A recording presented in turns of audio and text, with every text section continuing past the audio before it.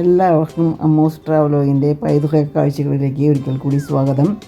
അപ്പോൾ പഞ്ചരഥത്തിനെ കുറിച്ചുള്ള വിവരങ്ങളൊക്കെ നിങ്ങൾ മനസ്സിലാക്കിയല്ലോ. ഇനി ഞങ്ങൾ പോയിക്കൊണ്ടിരിക്കുന്നത് മഹാബലിപുരത്തിൻ്റെ മുദ്ര തന്നെ എന്ന് പറയാവുന്ന തീരക്ഷേത്രം, അതായത് ഷോക്ക് ടെമ്പിൾ കാണാനാണ്. അപ്പോൾ ആ കാഴ്ചകളിലേക്ക് നിങ്ങളെ കൂട്ടിക്കൊണ്ട് പോവുകയാണ്. എല്ലാവരും എന്നോടൊത്ത് സഞ്ചരിക്കുമെന്ന വിശ്വാസത്തോടുകൂടി ഞാൻ തുടരുന്നു. അപ്പോൾ എല്ലാവർക്കും ഒരിക്കൽ കൂടി അമ്മൂസ് ട്രാവലോഗിലേക്ക് സ്വാഗതം. ഞങ്ങളുടെ അവിടെ എത്താറായി. വണ്ടി നിർത്തിയിട്ട് കുറച്ച് നടക്കാനുണ്ട്. അപ്പോൾ അതിനിടയിൽ കാണുന്ന കാഴ്ചകളാണ് ഈ കാണുന്നതൊക്കെ. നിറയെ കടകളുണ്ട്.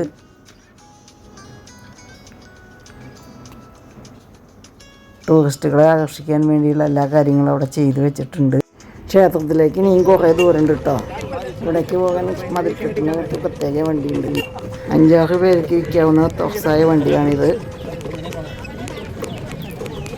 കുറച്ച് ദൂരം പോകാനുണ്ട്. കണ്ടില്ലേ, നല്ല മനോഹരമായ പുൽത്തകിടിയും മരങ്ങളും എല്ലാം ആയിട്ടുള്ള നല്ല കാഴ്ചകൾ. ദൂരെയായിട്ട് അമ്പലം കാണുന്നുണ്ട്.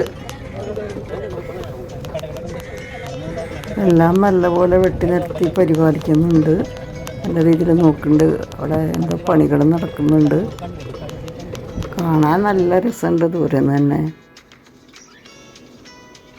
അവിടെ ആയിട്ട് കുറേ നായ്ക്കളെ കാണുന്നുണ്ട്. പൂച്ചകളും നായ്ക്കളൊക്കെ ഉണ്ട്. ഇപ്പോഴും പല പണികളും നടന്നുകൊണ്ടിരിക്കുന്നുണ്ട് അവിടെ. ഈ കാണുന്ന പോലെയുള്ള വണ്ടികളാണ് കേട്ടോ ഞങ്ങൾ സഞ്ചരിച്ചു കൊണ്ടിരിക്കുന്നത്. അമ്പലത്തിൻ്റെ അടുത്ത് എത്താനായേക്കണു.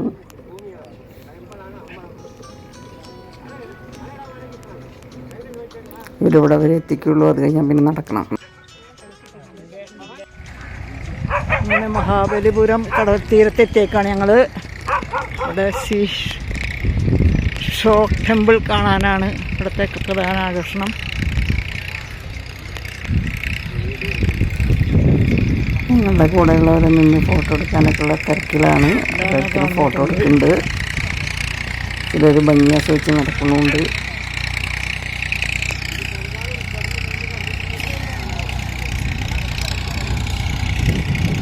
അവിടെ ഉഴുത് മക്കുണ്ട്. ചെടി നടാനായിരിക്കും.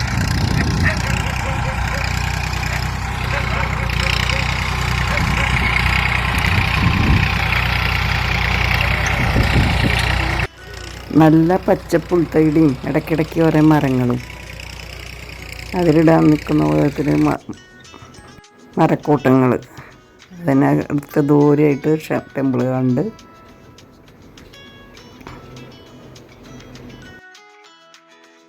അങ്ങനെ ഞങ്ങളിതാ ബീച്ചിലേക്ക് എത്തി. ഫെൻസിങ്ങൊക്കെ ഉണ്ട്. മഴക്കാറുണ്ട്. ആകാശം അത് കാരണം നല്ല രസമുണ്ട് കാണാൻ.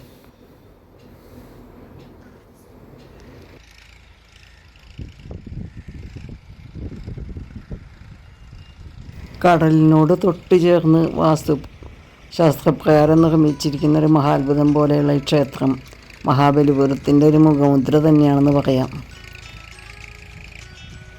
8-ാം നൂറ്റാണ്ടിൽ പല്ലവ രാജാവായിരുന്ന നരസിംഹവർമ്മനാണ് ഈ ക്ഷേത്രം നിർമ്മിച്ചതെന്ന് പറയുന്നു. ഇവിടെ 3 ക്ഷേത്രങ്ങൾ ആണിപ്പോൾ കാണുന്നത്. അതിൽ 2 ശിവപ്രതിഷ്ഠകളും 1 വിഷ്ണു പ്രതിഷ്ഠയാണ്. പിരമിഡ് രൂപത്തിലാണ് ഈ ക്ഷേത്രം നിർമ്മിച്ചിരിക്കുന്നത്.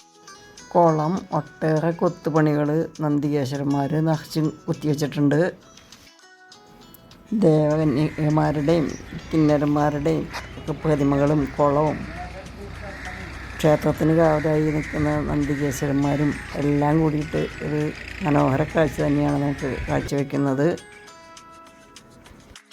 7 പഗോഡകൾ എന്നറിയപ്പെടുന്ന ഈ ക്ഷേത്രത്തിനെ കുറിച്ച് ധാരാളം ഐതിഹ്യങ്ങളുണ്ട്. അതിലൊന്നാണ് ഈ ക്ഷേത്രങ്ങളുടെയും ഈ പ്രദേശത്തിൻ്റെയും ഭംഗി കണ്ടിട്ട്, മനോഹാരിത കണ്ടിട്ട് ദേവന്മാർ ക്ഷേത്രങ്ങളെടുത്ത് ബാക്കി ആ ക്ഷേത്രങ്ങൾ കടലിലേക്ക് കൊണ്ടുപോയി എന്നാണ് പറയണേ.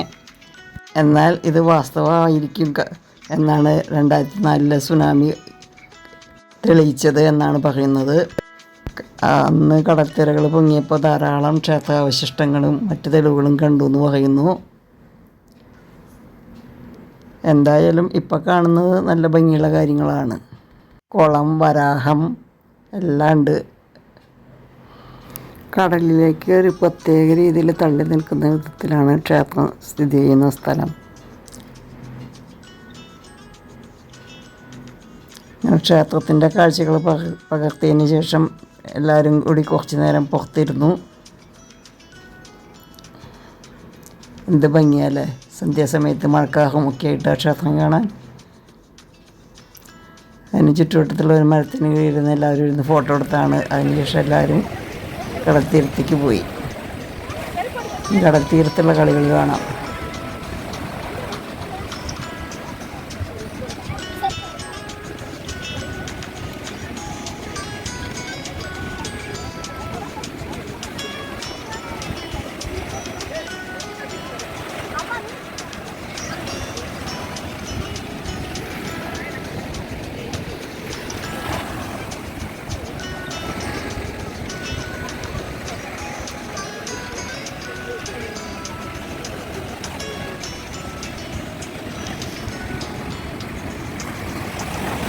കടൽ തീരത്തേക്ക് നടക്കുന്നതിനിടയിൽ ധാരാളം ഷോപ്പുകളുണ്ട്. പലതരം കളിസാധനങ്ങളും കൗതുക വസ്തുക്കളും വിൽക്കുന്ന ഷോപ്പുകളും, പിന്നെ മത്സ്യം ചുട്ടതും മത്സ്യത്തിൻ്റെ പല വിഭവങ്ങൾ ഒരുക്കി വെച്ച് ഇങ്ങനെ അവർ വിളിച്ചുകൊണ്ടേ ഇരിക്കുന്നുണ്ട്. ഫ്രഷായിട്ട് ഫിഷ് ഫ്രൈ ചെയ്ത് കൊടുക്കുന്നുണ്ട്. അങ്ങനെ എല്ലാവരും അതിനുവേണ്ടി ചിലരൊക്കെ മേടിച്ച് കഴിക്കുന്നുണ്ട്. പിന്നെ അവിടെ കുതിര സവാരിയൊക്കെ ഉണ്ട് ബീച്ചിൽ. അങ്ങനെ ബീച്ചിലെ മനോഹര കാഴ്ചകളൊക്കെ കണ്ട് എല്ലാവരും രസിച്ചുകൊണ്ട് ഇങ്ങനെ ഇരിക്കുകയാണ്. മഴക്കാർ നല്ല പോലെ ഉണ്ട്.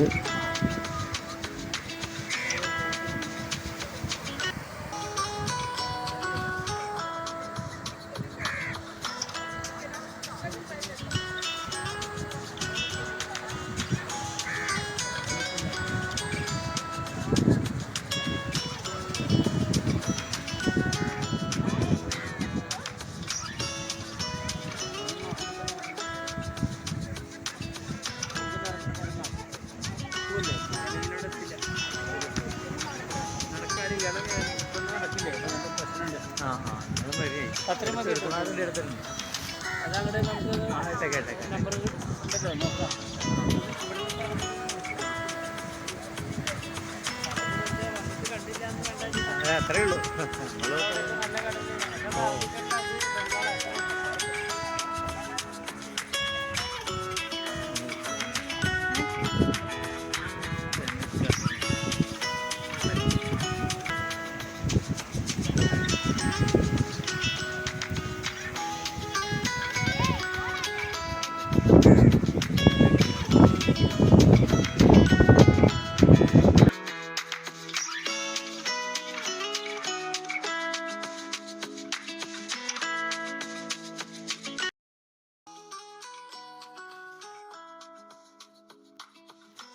അപ്പോൾ ഇന്നത്തെ യാത്രകൾ, ഇന്നത്തെ മഹാബലിപുര കാഴ്ചകൾ ഇവിടെ അവസാനിക്കുകയാണ്.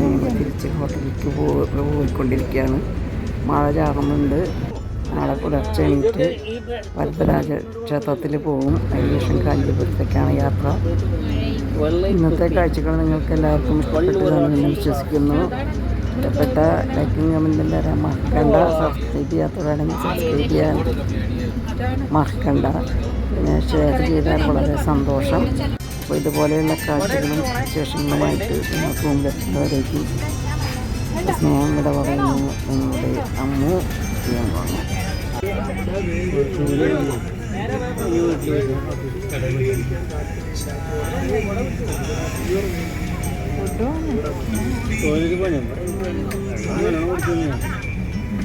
ോ